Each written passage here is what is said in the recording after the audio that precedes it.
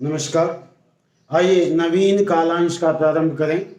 जैसा कि इससे पूर्व हमने सौरमंडल सौर परिवार के विषय में अध्ययन किया था, जिसमें हमने यह जाना था कि सूर्य का एक परिवार है जिसमें बुध, शुक्र, पृथ्वी, मंगल, बृहस्पति, अरुण और वरुण ये ग्रह हैं जो कि सूर्य के चारों तरफ अपना चक्कर लगाते हुए परिक्रमण करते हैं।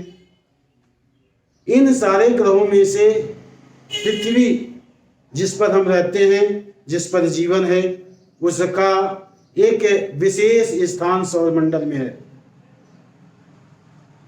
पृथ्वी ही हमारी एकमात्र ऐसा ग्रह है जिस पर कि जीवन है, और इसका मुख्य कारण यह है कि जीवन के लिए जो आवश्यक 3 तत्व होते हैं, भूमि है, जल है, वायु है, ये तीनों उपस्थित हैं। और इसकी सतह पर ये जो तीनों तत्व हैं, ये तीनों तत्व मिलते हैं और तीनों तत्व आपस में अंतःक्रिया करते हैं। और जीवन संभव वहीं होता है जहां पर कि वायु, जल और भूमि ये तीनों तत्व आपस में अंतःक्रिया करें, जो कि जब एक दूसरे को प्रभावित करते हैं, उनकी अंतःक्रिया से हमारा जीवन प्रभावित होता है। और यही कारण है कि पृथ्वी पर जीवन संभव हुआ है। ये तत्व इस पृथ्वी पर चूंकि अंतःक्रिया करते हैं और उसी अंतःक्रिया के कारण जीवन की उत्पत्ति हुई, जैसा कि इसके विषय में बहुत सारे सिद्धांत निर्मित हुए हैं, उसका हम यहाँ अध्ययन नहीं करेंगे। हम यहाँ पर पृथ्वी के जो भाग हैं, पृथ्वी को वायु, जल, भूमि, इसके आधार पर जिन भागों में बांटा गया है उसके विषय में अध्ययन करेंगे। तो अगर हम देखा जाए तो पृथ्वी को वायु, जल, स्थल के आधार पर मुख्य रूप से पृथ्वी के जो परिमंडल बनाए गए हैं उनको 4 भागों में, 4 समूहों में बांटा गया है। अब यदि इससे पूर्व आपने पढ़ा है कि पृथ्वी की जो आंतरिक संरचना होती है, उस आंतरिक संरचना की अगर काट देखी जाए तो इसमें विभिन्न तल बने हुए हैं। भीतर का भाग ठोस होता है जिसे हम प्रोट कहते हैं, उसके ऊपर का भाग मेंटल होता है, और फिर बाह्य जो होता है वो भूपर्पटी कहलाता है। तो इस पृथ्वी के पूरे आंतरिक जो संरचना है, उस संरचना के अंतर्गत हम पृथ्वी के भागों को विभाजित करते हैं जिसे हम परिमंडल कहते हैं। और अगर इस तरह से देखा जाए तो मुख्य रूप से यहाँ पर पृथ्वी पर एक ठोस मंडल मिलता है जहां पर कि जमीन होती है, दूसरा जल मिलता है। तो पृथ्वी के परिमंडलों का विभाजन यदि किया जाए तो पृथ्वी के परिमंडलों को विभाजित करने के लिए हम इसको 4 भागों में विभाजित करते हैं। और ये 4 भाग जो विभाजित करते हैं, यह इस पर उन विशेष परिमंडलों में मिलने वाले तत्वों के आधार पर होता है। जैसे जहां पर ठोस पदार्थ मिलते हैं, मिट्टी मिलती है पृथ्वी पर जो है, तो ऐसे ठोस पदार्थ जहां पर मिलते हैं उसे हम स्थल मंडल कहते हैं। जैसे कि जिस जमीन पर हम रहते हैं, तो वो जो कठोर भाग, ठोस भाग होता है, उसको हम जो है ठोस भाग, जिसको हम स्थल मंडल के रूप में जानते हैं। दूसरा वह भाग जहां पर कि पानी पाया जाता है, जल पाया जाता है, तो ऐसे स्थल को हम जल मंडल कहते हैं जहां पर कि पानी पाया जाता है। तो पानी पाए जाने वाले स्थान को हम जल मंडल के नाम से जानते हैं। पृथ्वी का जो भाग होता है, वायु भाग होता है, यह चारों तरफ से वायु के एक घेरे से घिरा हुआ होता है। तो वह स्थान जहां पर कि पृथ्वी को वायु घेरे हुए होती है, उस मंडल को हम जो है वायुमंडल कहते हैं। और चौथा भाग वह भाग होता है जहां पर कि आपका स्थल मंडल, जल मंडल और वायुमंडल तीनों मिल करके अंतः क्रिया का कार्य करते हैं, तीनों मंडल आपस में आकर के मिलते हैं। और ऐसे ही स्थान पर जहां पर कि ये तीनों मंडल, वायुमंडल, जल मंडल, स्थल मंडल, ये तीनों मंडल आकर के आंतरिक क्रिया करते हैं, उसी स्थान पर जीव संभव होता है। और चूंकि इस भाग में जीवन पाया जाता है, इसीलिए हम इसको जैव मंडल कहते हैं। तो इस प्रकार से हम पृथ्वी के परिमंडल को 4 मुख्य भागों में बांट सकते हैं। पहला है स्थल मंडल, लिथोस्फीयर जिसे कहते हैं। दूसरा जल मंडल, जिसे हाइड्रोस्फीयर कहते हैं। तीसरा है वायुमंडल, जिसे एटमॉस्फेयर कहते हैं। और ये तीनों मंडल जहां पर एक दूसरे से अंतर क्रिया का कार्य करते हैं, तो इसे हम बायोस्फीयर कहते हैं। एक चीज यहां ध्यान देने योग्य है कि ये जो चारों मंडल हैं, स्थल मंडल, जल मंडल, वायुमंडल या जैव मंडल, इन चारों नामों की उत्पत्ति जो हुई है वो ग्रीक भाषा से हुई है। जैसे स्थल मंडल, जहां पर की जमीन होती है, जिस पर कि हम रहते हैं, लिथास नामक शब्द से इसकी उत्पत्ति हुई है, जिसका मतलब होता है चट्टान। तो लिथास से लिथोस्फीयर बना, जिसे हम स्थल मंडल कहते हैं। उसी तरह से हाइड्रो, जिसका मतलब होता है जल, तो हाइड्रो से हाइड्रोस्फीयर या जल मंडल का निर्माण हुआ। और उसी तरह से एटमास शब्द है, ग्रीक शब्द एटमास शब्द है, जिसका मतलब होता है वायु। तो एटमास से एटमॉस्फियर शब्द का निर्माण हुआ। और बायोस, बायोस माने जीव, तो बायोज से बायोस्फीयर शब्द का निर्माण हुआ। इस तरह से ग्रीक भाषा के जो शब्द हैं, उन ग्रीक भाषा के शब्दों से ये जो विभिन्न परिमंडल हैं, उन परिमंडलों के नाम की उत्पत्ति हुई है। अब अगर हम देखें तो सबसे महत्वपूर्ण जिस पर हम रहते हैं, स्थल मंडल।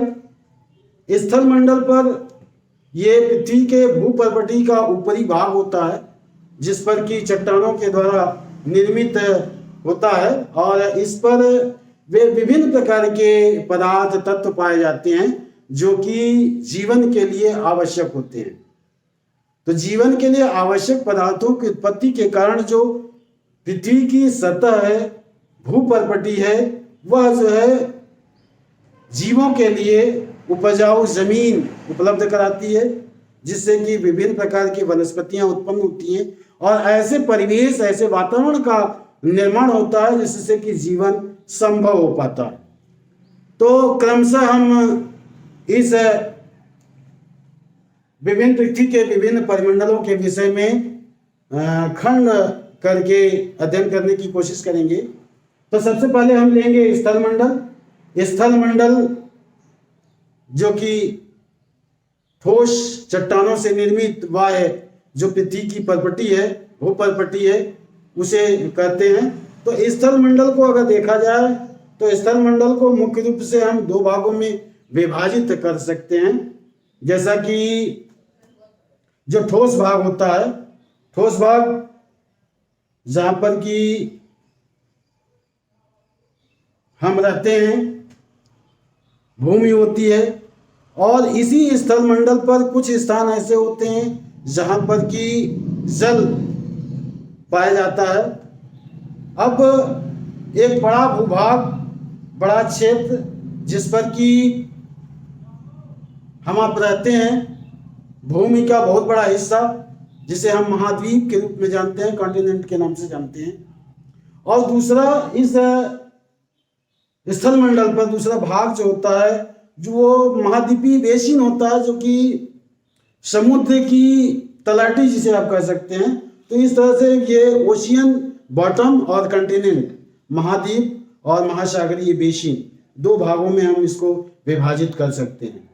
जैसा कि हम जानते हैं कि जल जहां पर होता है, वो जल एक अपना तल बना लेता है। तो पूरे विश्व में या यूं कहें पूरे ब्रह्मांड में जो हमारी ये पृथ्वी है, उस पृथ्वी पर जो जल स्थित है, उस जल का तल हर स्थान पर एक समान है। तो जल का तल एक समान है, इसलिए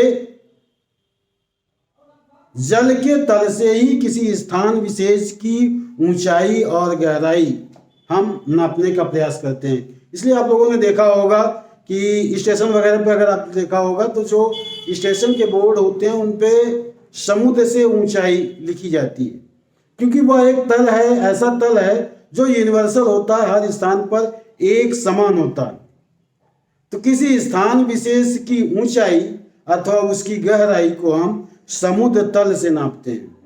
और अगर देखा जाए तो हमारे इस पृथ्वी पर सबसे ऊंचा यदि देखा जाए तो माउंट एवरेस्ट की चोटी है, जो कि 8,848 मीटर ऊंची है, और यह माप जो है वो समुद्र तल से लिया जाता है। ठीक उसी तरह से सबसे गहरा स्थान जिसे देखा जाए तो वो मेरियाना गर्त है, जो कि समुद्र तल से 11,022 मीटर की गहराई पर है। अब जो ये लिथोस्फीयर है, इस लिथोस्फीयर पे जो बड़े बड़े भूभाग हैं उन भूभागों को हम महाद्वीप के रूप में जानते हैं। और ये महाद्वीप एक दूसरे से जुड़े हुए तो हैं, लेकिन अलग अलग भूखंड के रूप में हैं। तो यह अगर देखा जाए तो इनकी संख्या कुल 7 है। और अगर क्षेत्रफल के आधार पर देखा जाए तो क्षेत्रफल के आधार पे महाद्वीप अगर देखे जाएं तो ये महाद्वीप आपके हैं एशिया महाद्वीप, अफ्रीका महाद्वीप, उत्तरी अमेरिका, दक्षिणी अमेरिका, अंटार्कटिका, यूरोप और ऑस्ट्रेलिया। इस तरह से क्षेत्रफल के आधार पे देखें तो इन महाद्वीपों की जो क्षेत्रफल है उनको हम क्रम से लगाएं तो ये 7 महाद्वीप इस क्रम में आते हैं।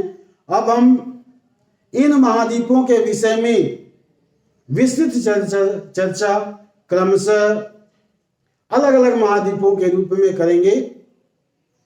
सर्वप्रथम एशिया महाद्वीप, फिर अफ्रीका महाद्वीप, उत्तरी अमेरिका, दक्षिणी अमेरिका, अंटार्कटिका, यूरोप और ऑस्ट्रेलिया के आधार पर अगर इन्हीं क्रम से देखा जाए तो एशिया महाद्वीप 4.38 करोड़ वर्ग किलोमीटर, अफ्रीका महाद्वीप 3.04 करोड़ वर्ग किलोमीटर, उत्तरी अमेरिका 2.45 करोड़ वर्ग किलोमीटर, उसी तरह से दक्षिणी अमेरिका 1.78 करोड़ वर्ग किलोमीटर, अंटार्कटिका 1.37 करोड़ वर्ग किलोमीटर, यूरोप 1.02 करोड़ वर्ग किलोमीटर तथा ऑस्ट्रेलिया 0.90 करोड़ वर्ग किलोमीटर हैं।